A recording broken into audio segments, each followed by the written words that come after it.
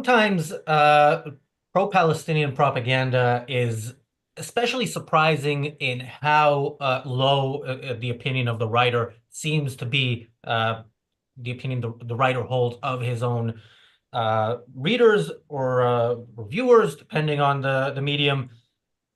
Um, Jonathan Cook, I think, broke some sort of record in his most recent article that we're gonna go through here. Now, we're not gonna go through the whole article, even though we could. We're gonna go through a tweet, which is a tweet that he tweeted, an excerpt that he chose from this article. If we have time, we'll go back and go through a bit of the start of the article. But yeah, this was a surprising one. I'm gonna go quickly around and just welcome to the reality show, everybody. Your first thoughts from what you read from this guy, just general thoughts, Michael.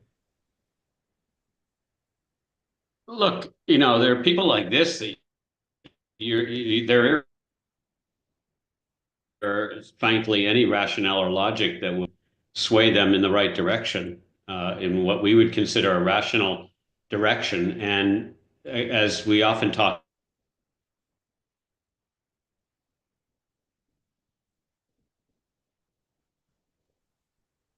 It's not just me who lost Michael, right? disaster, hopefully in Gaza's opinion for Israel. You lost me? Well, Can now you I hear can hear me? you. No? Yep. Sorry, I don't know what, I'm sorry. Did you? We did lose you again. Maybe you want to sign out and back in, and I'll go to Marco and Richard. Marco. Well, this is another example of how to be a pro-Palestinian journalist, so-called journalist. Of course, this guy was working for the Guardian. Go figure.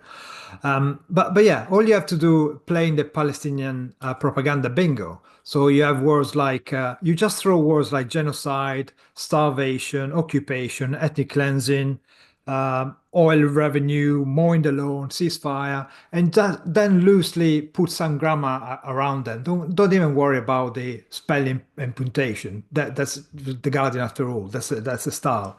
And then you made an argument. I mean, this guy is just beyond belief. I mean, some people are properly evil. They make a stupid argument and they just go out there and write an article just to say, I hate the Jews and this is why. But this guy is just a whole hearsay, a whole bunch of arbitrary statements, non-proved. And I mean, it's an interesting read, really. It's just like, stepping through the looking glass. Yeah.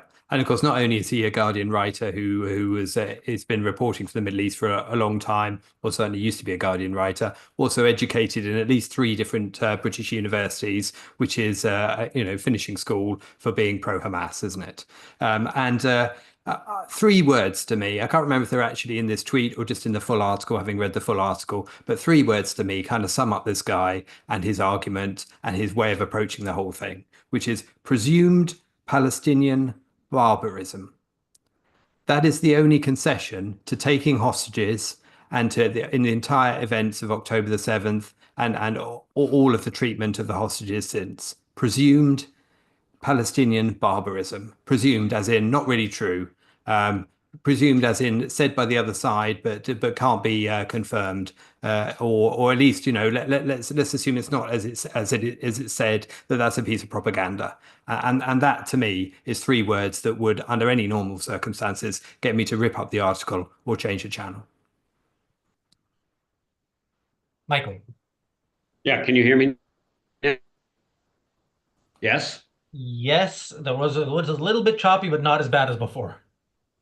Okay. Hopefully it works. Yeah, I think people like him are just, there's no rationale or logic. Just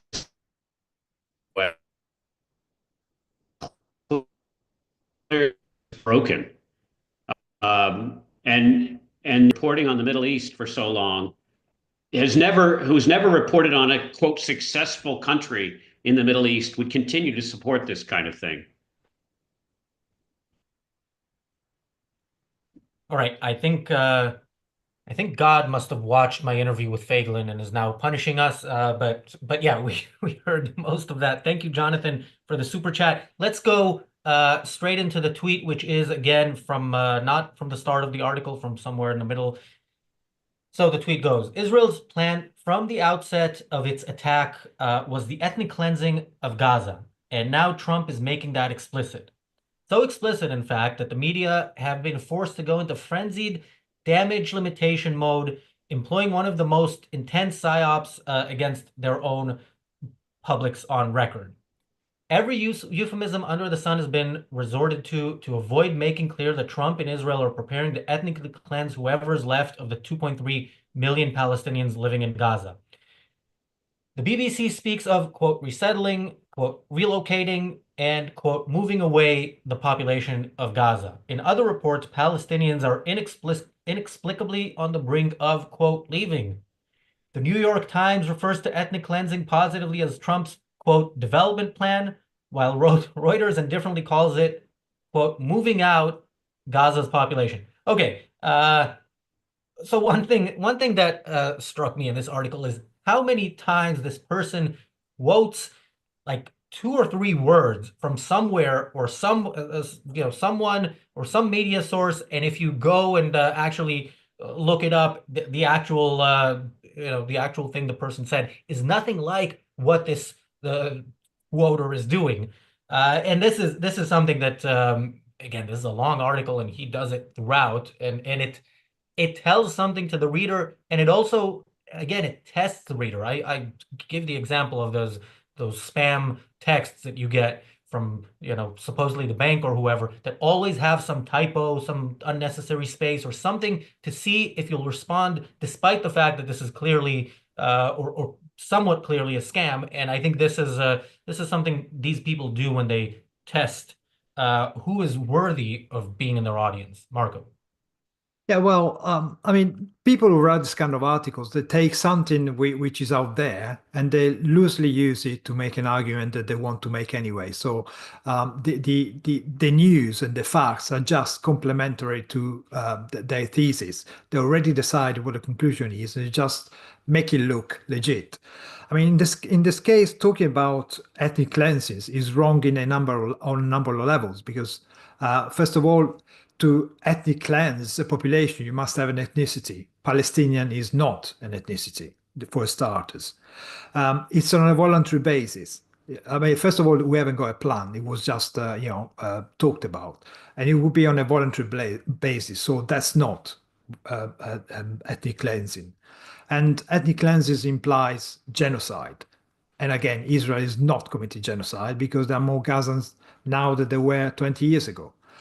So Israel is not being for the last 20 years engaging in activity designed to destroy and kill the Palestinians. In fact, unfortunately, Israel has been way too careful about not killing Palestinians at the detriment of the Israeli troops who have died in order to save the life of the Palestinians. And when I say Palestinian, I mean the terrorists who caused October the 7th and who supported the government of Hamas, who made this attack possible. So,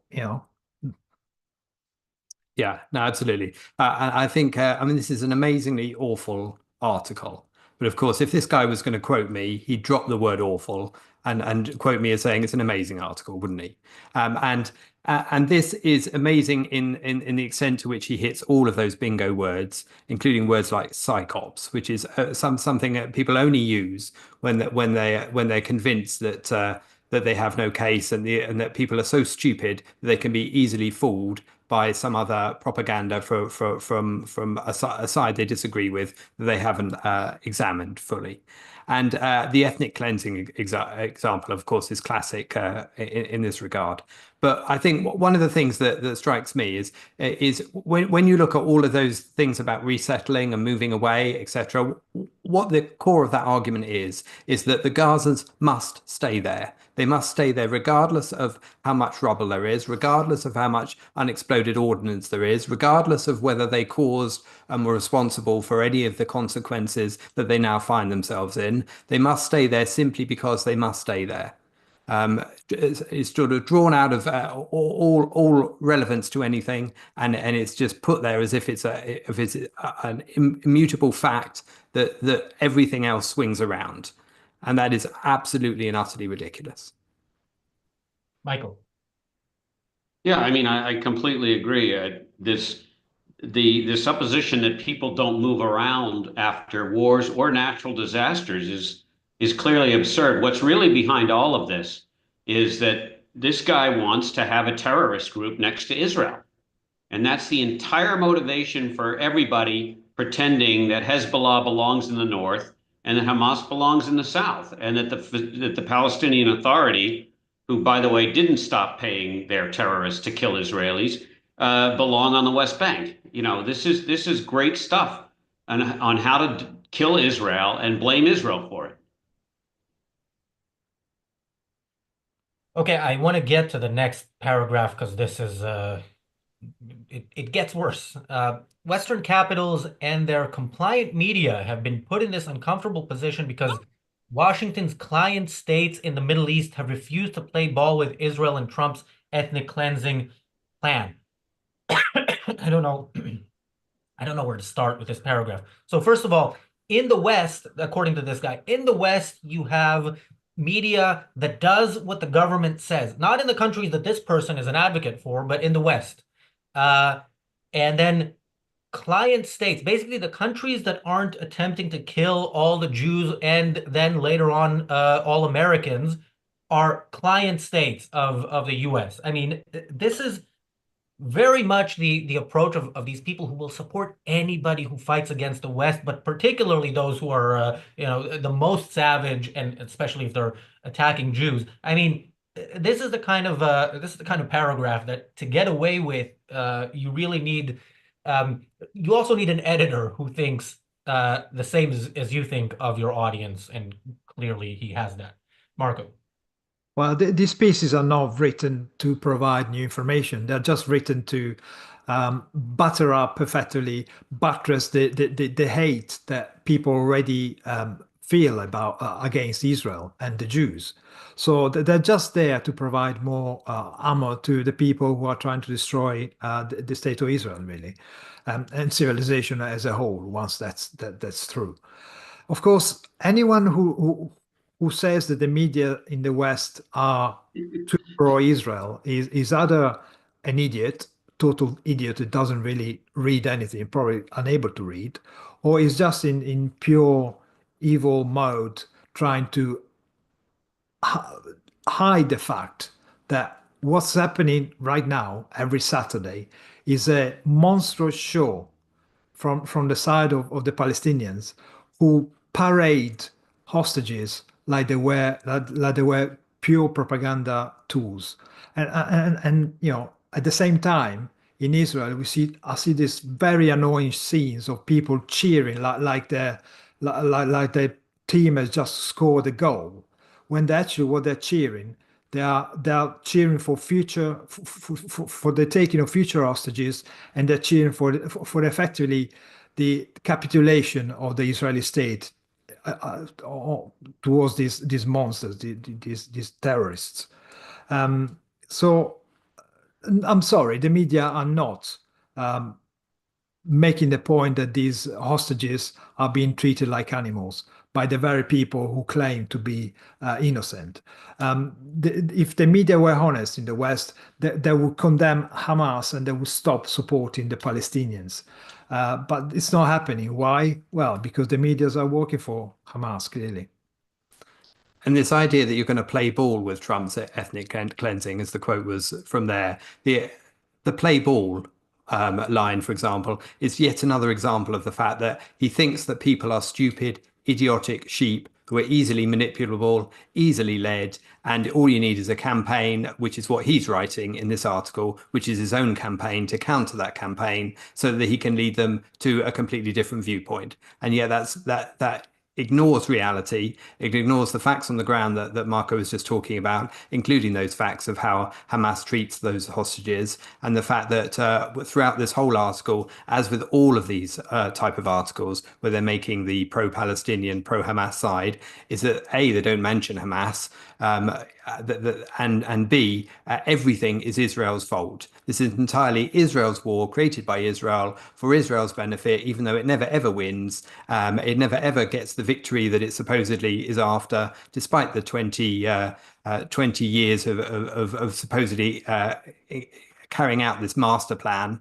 And yet America's always on its side, and the Palestinian people are endlessly on the receiving end of it, despite it never being over. I mean, that is it just doesn't hold water. It's just utterly ridiculous. And I think this is par for the course for these type of articles. But this one is particularly evil in terms of how little, if you read through the whole article, how little it refers to the Palestinians, to Hamas, to anybody having any thoughts, any volition, any ideology. There's no Islam here. This is just they are simply victims of Israel. And none of the choices they have made are relevant. They're utterly evaded and erased from existence when it comes to the way this case is presented. Thank you, Jeff, for the super chat. I don't know if I thanked Jonathan for the super chat, but it's a big enough super chat that I can thank him twice. Michael. Yeah, I think if you replaced, in with Turkey and put the Kurds in for Gaza, you might have something to talk about. But as you guys have said, it's obviously ridiculous, as Richard said, that there's no mention of Iran, there's no mention of terrorism, there's no mention of the 15 or 20 times that the world and Israel have tried to agree with some kind of a Palestinian self-determination, et cetera, from all of this. And the paragraph that you just read, Washington's client states in the Middle East are the ones that are involved in the Abraham Accords and that are actually at peace with Israel and have economic benefits on both sides. All of which is terrific, and none of which would ever happen with any kind of government in Gaza, because they're on the Iranian side of things, which means death to Israel, death to the U.S. This whole thing is just disgraceful and disgusting. It would be laughable if it weren't so serious. Yeah, and the next part would definitely be laughable if it weren't so despicable. This is we go into the history didn't start on October 7th line, and in a particularly disgusting way. So he continues, despite the ever-mounting slaughter, Egypt has refused to open its short border with Gaza to let the bombed, starved population pour into neighboring Sinai. There was, of course, never any question of Israel being expected to allow Gaza's families to return to the lands from which they were originally expelled at gunpoint in 1948 in order to create a self-declared Jewish state. Then, as now, the Western powers colluded in Israel's ethnic cleansing operations. This is the historical context Western media prefers to gloss over, even on the rare occasions when they concede that there is any relevant background other than a presumed Palestinian barbarism. Instead, the media resort to evasive terminology about, quote, cycles of violence and, quote, historic enmities. Okay, I mean, this is fascinating because when Israel was founded, it of course accepted the partition plan, wanted to live side by side in peace and security with another, I don't know how many Arab countries there were at the time, but this would have been another one. And it was attacked. It was attacked by all the countries around it pretty much. And it won that war. And some of the people who were a part of the attack thinking we're going to finish off the Jews that managed to survive the concentration camps and the death camps, we're going to finish them off. It didn't work out that way. And yeah, some of them had to leave. This is the historical context that this person is saying Western media is ignoring. And of course, Western media, is for the most part fully supportive of Palestinian, not presumed barbarism, but actual barbarism, which they brag about and live stream to the world. So I don't know why that is presumed, by the way, when everything else is fully known to this guy. Marco. Well, as you said, this section is so despicable that we don't really need to comment about it. Just read it. I mean, the guy makes himself quite clear. He rewrites history. He ignores the bits of history that he doesn't like. All this conflict that comes down from the sky like rain has no origin from the Palestinian side. The Palestinians are never break a ceasefire, never initiate violence, and of course Israel is just fighting for the sake of it, isn't it? Yeah, okay, let's carry on that way. I mean, the idea that the Western media glosses over this stuff. I mean, this is all I bloody hear about from Western media. I mean, I don't know which Western media. He's obviously not talking about his own newspaper or former newspaper, The Guardian, because that is its line of argument constantly. It's trying to indoctrinate people into what the Nakba is at every second sentence. And I think. Of course, I mean we've exposed all of these, tropes in the past, all of these stupid arguments in the past, to do with, the fact that it's obviously not the same people we're talking about from 1948 as for now, and the amount of context dropping is phenomenal. I think when he talks about historic enmities, again, that's utterly detached from any people, and it's as if there are no historic enmities on the Palestinian side, despite the endless ideology that is taught to kill Jews, to hate Jews. We've seen the videos of the kids who want to grow up and drive cars into Jews and attack them, and all of that. That's what's taught within school. That's what's taught within the mosques. That is the very ideology that is at play here, and that's what Israel is trying to defend itself from, and has been. For decades, and has been certainly since October the 7th and the horrendous events of that day.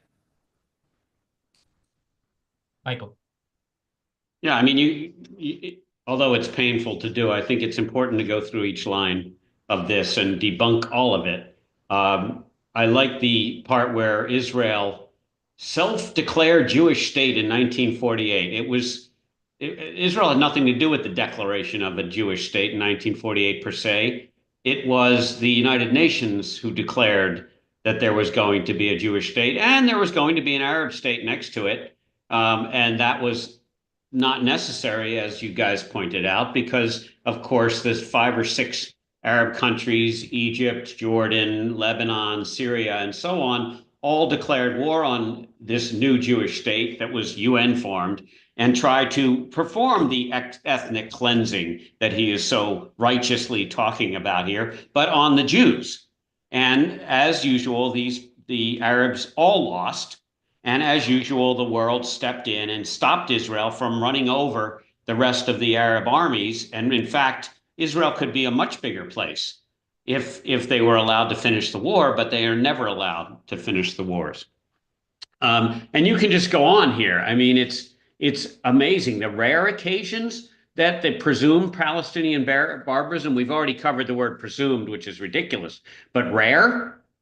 Hardly rare. It started on the day that Israel was declared a state, and there have been 20 to 25 different major armed, not the minor armed conflicts, not the missiles that are sent in from Hamas and Hezbollah into Israeli villages with the goal of killing Israeli civilians, not those. Major wars and warlike battles, if you will, since the founding of Israel, all of which Israel has been neutralized by the world when Israel fights back and actually is winning.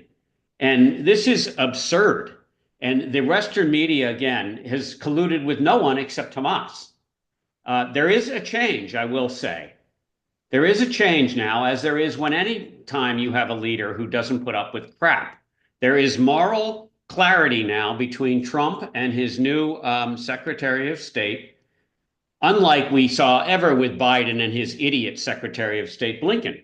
And there's moral clarity that Gaza has one goal, and it's not just Hamas, and it's to eliminate Israel. And therefore, it cannot sit side by side next to Israel. And I think it's convenient that it's actually unsafe for them to stay there, so they can go to places where buildings are not going to collapse and buildings can be set up without having to clear all the rubble and all the dangerous stuff and remove all the mines and the tunnels and so on to places. The last point I want to make is the short border with Egypt. This is a great statement. This short border with Egypt, which is a friend, Egypt was supposed to be a friend of Israel, and that is a friend because there's a agreement, a peace agreement between the two. Let's be very clear. Most, if not all of the machinery and munitions and other armaments that came into Hamas were produced in places outside, of course, because there's no real manufacturing, at least manufacturing. There's end stage putting together like IEDs in Gaza, but everything has to come in through a tunnel. And that tunnel was not through Israel, obviously. Almost everything that Hamas has to kill Israelis came in through Egypt. This is the short area. So Egypt was very nice about letting munitions in, but Egypt is very clear that they don't want any of the Palestinians. In fact, none of the Arab countries want the Palestinians, which should tell everybody something. They have plenty of room in these countries. There's no problem. The US and European states would back the money that would be required here. It's not a lot of money relative to the cost of the war. And frankly, Qatar could handle all of it and should, but none of them want them. And there's a very good reason, because most Palestinians are actually terrorists. Well, I was thinking maybe the presumed Palestinian barbarism means, presumed Palestinian, as in the presumption of the Palestinian people being a thing. But I doubt that's what he meant. Okay, let's continue with the tweet. So backed into a corner by Trump's outbursts of the past few days, Western politicians and the media have preferred to suggest that his administration's, quote, development plan for Gaza is actually an innovation. In truth, however, the president isn't advocating anything new in demanding that Gaza's Palestinians be ethnically cleansed. What's different is that he is being unusually and unadvisedly open about a long-standing policy. Israel has always harbored plans to expel Palestinians from Gaza to Egypt and from the West Bank to Jordan. But more to the point, as was noted by Middle East Eye a decade ago, Washington has been fully on board with the Gaza half of the expulsion project since the latter stages of George W. Bush's second presidency in 2007. For anyone struggling with math, that was 18 years ago. Every U.S. president, including Barack Obama, has lent on Egypt's leader of the time to allow Israel to drive Gaza's population into Sinai, and each one has been rebuffed. And that is the end of the extract from the article. Okay, I'll go last in this round. Marco. Yeah, I must have knocked my head because I seem to recall that in 2005, Israel actually gave Gaza to the Palestinians. I remember also that the people who were living in Gaza have actually been removed. The Israelis that were living in Gaza have been forcibly removed by their own government in order to make room for these terrorists. And I also remember that there was infrastructure created by the Israeli in Gaza itself, greenhouses, because funny enough, Israel managed to turn desert into arable land, but the Gazans, what do? They can only dig tunnels in order to fight a war. Anyway, they took the infrastructure and they destroyed it because they didn't want anything which is, Jewish, because they're not racist at all.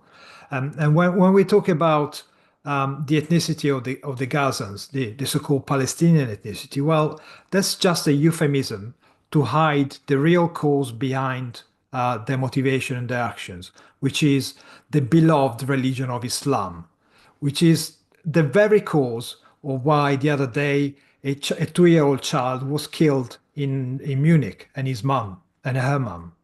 And that's why other children have been dying in Europe.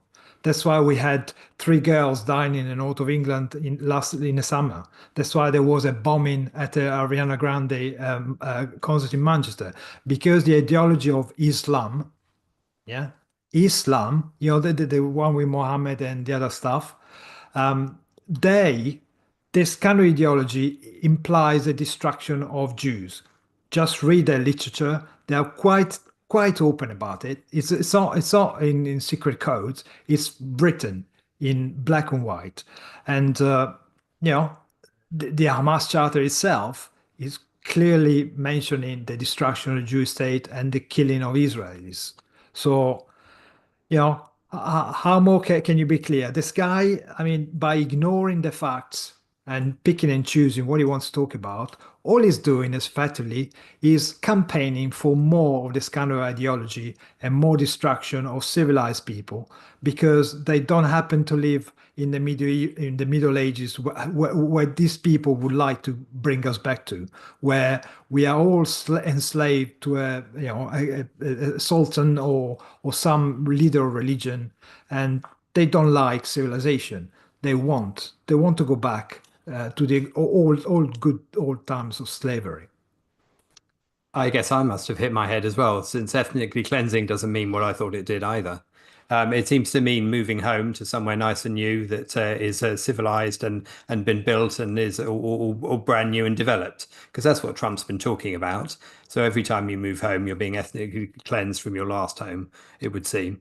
And the contempt that this author has, even as a I can't give it the honor of calling it a joke, but the reference to 18 years and being difficult at maths and struggling to work that out, that shows his contempt for his audience once again. And the fact that that's not true, and it belies the fact that he is treating his audience as complete idiots. And the fact that, as Marco pointed out, it's been 2005 was the disengagement from Gaza, and the Gazans have only grown in population in the time since. And the idea that this has been one continuous plan is obviously utter nonsense.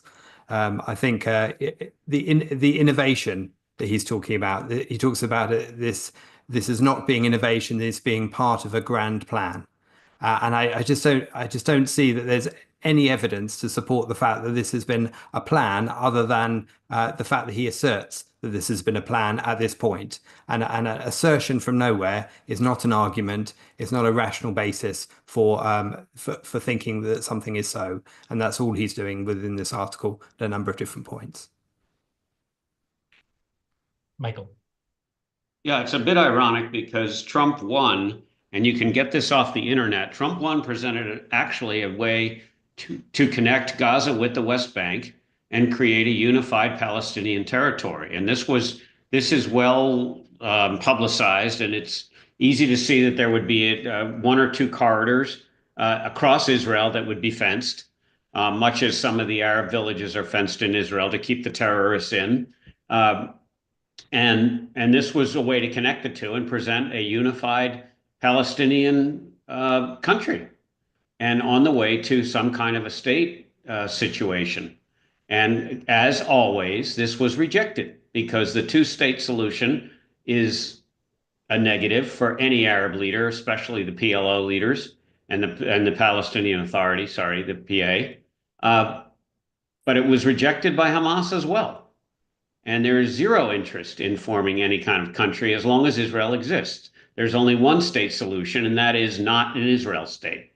So it's completely blatantly lying, and he's well aware of this. And it's ironic that it was during the first term of Donald Trump that this was presented and was rejected. Yet another one of a long line of attempts by the world to try to get some kind of a Palestinian right to determination. I think what Trump has done, just to follow up on this notion, is that I think Trump and his advisors have finally admitted what we've all known for a long time, and that is that there is zero chance that the Palestinians are going to form any kind of a civilized, self-governing state, and that continuing to allow them to attack Israel destabilizes the whole world.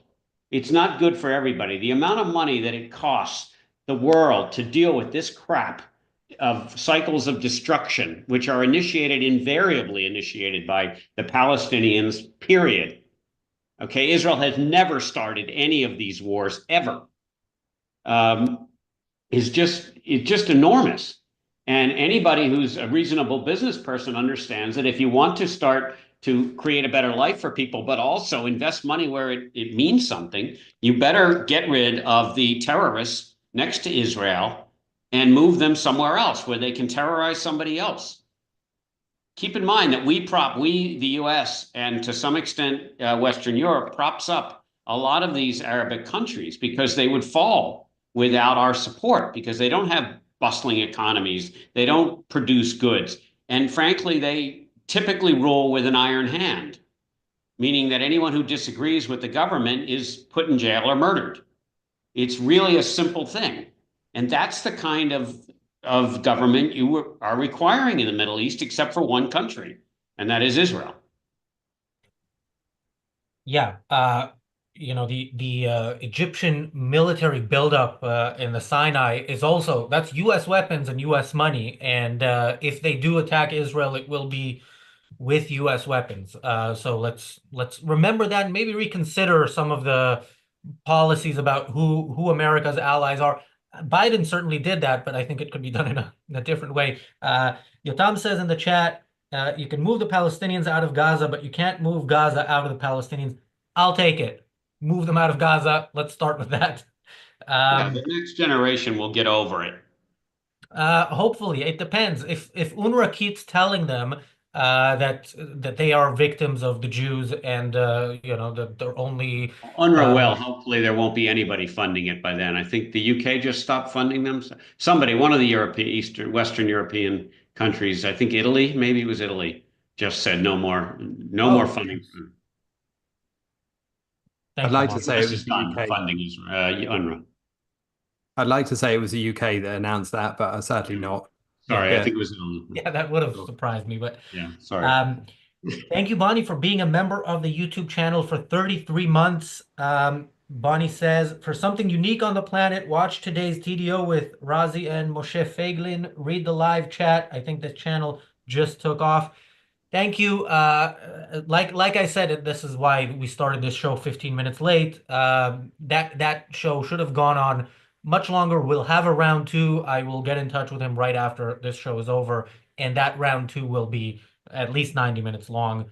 And we'll skip the things we agree on and go straight to the things we disagree on. A few months ago, we had on this channel, we did a show, at least one show about the guy from the USS Liberty, who Candace Owens interviewed to talk about what he went through there, but this is Candace Owens presented it as if she found this guy out of nowhere. This is a person who has made a career since the USS Liberty incident of saying that this was all planned and with the support of the U.S. or the U.S. tried to hide it. He has authored 2 books about this. In both of them, he called it a Holocaust, what Israel did to the USS Liberty. This guy, Jonathan Cook, is also an author. He's an author of 3 books. From his Wikipedia page, Cook has written 3 books. In Blood and Religion, 2006, the central thesis is that, quote, Israel is beginning a long, slow process of ethnic cleansing, both of Palestinian non-citizens from parts of the occupied territories that it has long coveted for its expanded Jewish state, and of Palestinian citizens from inside its internationally recognized borders.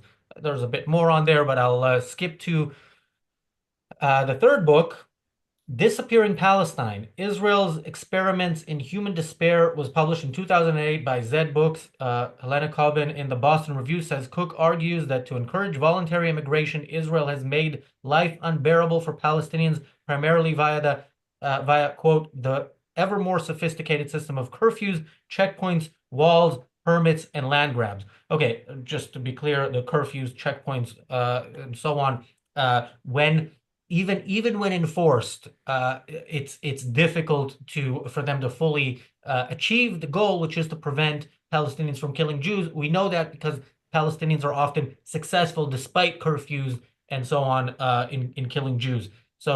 But this guy has made a career out of claiming that Israel is committing ethnic cleansing, and of course, during this ethnic cleansing, the fact that the population keeps growing, that's not relevant. So this was kind of a big moment for him, I guess, when Trump said something that is closer to, you could argue closer to what he is claiming. course, I completely reject the idea that this is ethnic cleansing. But yeah, Marco, your thoughts and final thoughts on the topic. Yeah. I know somebody else who's written a book, actually more than a book, and a lady called Ayn Rand. She actually wrote also a book about how to think, about epistemology, about how humankind should think, because thinking is not automatic. You have to make an effort, you have to be rational. And in there, she says that, belief is not cognition. Belief is, in fact, the opposite. It's the suspension of your rational faculty in order to accept somebody else's truth and statements. And this guy is a perfect example of making up a universe, making up a whole set of events and history just to fit his own narrative, just to fit what he thinks the world should be like. So, if you go down this route, well, you can make up any story you like. You can justify any statement you want, and really, this is not the way you're gonna ever resolve anything, because you have to look at reality and look at the fact and act according to it. You cannot say that you like the Gazans and therefore everybody else is wrong. You cannot just ignore the fact that what motivates the Gazans, and by motivates I mean what gives them the motive, the reason to do the things they do. Is their ideology. If you don't tackle the ideology, you will never get rid of them. I'm not a great fan of Trump's plan, because I think that Gaza should be locked into Gaza itself, and rebuilt everything that they've been contributing to destroying. They should be there and actually work in order to rebuild whatever's been destroyed, and at the same time, Israel should make sure that they're not radicalized. They've taken a step in making UNRWA illegal, so they cannot brainwash children anymore. But if you let the Gazans out, well, UNRWA will reach them, and the cycle of violence will continue forever. It should be the same thing that happened to Japan after the war. If you let the Japanese out of Japan and settle somewhere else, well, they would have been forced to realize that they were defeated, the ideology was defeated, so they had to change in order to carry on living. I think some of his argument here reminds me of climate change doomsayers, who are always predicting that the planet will end in about 5 years' time based on the audacity of humans existing. And yet when those 5 years comes up, of course, they just restate the same prediction about 5 years hence. And here, at every stage, you predict the fact that Israel is going to evict or kill all of the Palestinians, and yet it's never true, year after year after year. And this time next year, it won't be true either. So, I mean, a lot of that's going on here. And then one point I wanted to make earlier about when the author was talking about the chain of American presidents, and the fact that in the end of the second term of George W. Bush, there's been this ethnic cleansing plan for Gaza. Of course, in the course of all those American presidents, he never mentions the one that was in there for 8 years, Obama, of course. He's quite happily mentioned Biden, and slag off Biden at this point in time, of course, now that Biden's complete toast and out of it, as he was for most of his presidency, quite frankly. Anyway, he's quite happy to criticize him now, but of course he doesn't mention Obama in that 8 year period. What did Obama do? Obama just tried to do deals with Iran, deals with the very enemy of the West, and that has prolonged the entire situation and misery for the Middle East, and of course for us in the West since. So I never thought I'd see the day where Marco and I disagree about something Trump related and I'm taking Trump's side, but I'm a massive fan of this plan. It requires some improvements, one of which is they don't have to get some nice, already pre-built city. They can go live somewhere where there's nothing and they can build it themselves. Michael, you disagree. Go ahead. No, I completely agree with you. I think a couple things, Marco, and usually you and I are on the same page, but this is a very much smaller population than what we had in Japan. Second of all, we as the West have been unable to install, as far as can tell, we've been unable to install any leadership in any Middle Eastern country that behaves the way we really want them to behave. The best we can do is get a despotic dictator in there that basically crushes the competition and maintains order But of course, democracy or anything like that goes out the window. Our ability to put someone in there to lead these people to rebuild anything. I mean, these people can't build anything. All they can build is all they do is cede their money and basically their food, et cetera, to the terrorists, and the terrorists go build stuff, or they're employed by the terrorists, so they're aiding and abetting the terrorists. So I think they need to go. They need to not be, it's a lot like having a skin tumor on a body. If you leave the skin tumor long enough, it will invade your body and kill you. So what you do is you cut it off and you put it in a jar on the side, preferably in formaldehyde. Now, we're not going to put these folks in formaldehyde, but we are going to move them off and not let them kill the host, which is Israel. And I do think this could come to pass. The US and Western Europe should not be funding any of this. All the money that Qatar puts in can go to rebuilding this stuff. The Arab states, depending on what day it is, will put in some money. And I think the governments in Egypt and Jordan are uniquely situated to crush any opposition that the Palestinians put up with, because they have internal problems in their own countries that are very similar. They have a whole bunch of crazy Islamic militant factions in both of these countries, Jordan and Egypt. And basically, if you're disagreeing with the government and you're found out, you're either jailed or dead. And that kind of iron hand is the way they get stuff done in most Middle Eastern countries. It's the method, obviously, that the progressives and the leftists all think is a great thing in the world. That's why they all cheer to globalize the intifada. And what we should do is localize the intifada into the countries that know how to deal with it, in my opinion. Mark, I'll let you have the last word. Let me just quickly respond to Bonnie, who asks, is the Jonathan Cook article, the Gaza war was a lie? No, it's titled, Trump didn't invent the Gaza ethnic cleansing plan. It's been U.S. policy since 2007. Marco. Yeah, I mean, they are fewer than the Japanese, but the Gazans' ideology is much more pernicious.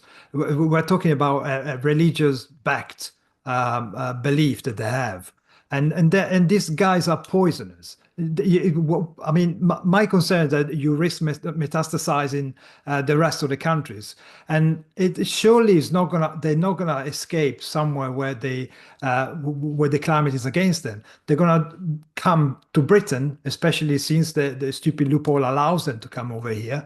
And what they're gonna do? They're gonna regroup and reattack Israel. They're not gonna give up. There's no way they're gonna give up unless you change them properly. All right, we will continue this pretty much daily. Michael, where can people find you? Hoffman 2F's LinkedIn. Marco, Richard? Check out the Briefly Objective, link in the description below for the short form content based on this channel. I'm Razi Ginsburg on X. I saw that Yaron is now live, and the first word of the title of today's show is WWE, so I'm gonna go watch that. I'm sold. Thanks everybody for watching. We'll be back tomorrow with the Daily Objective. Bye, guys. Bye. Bye.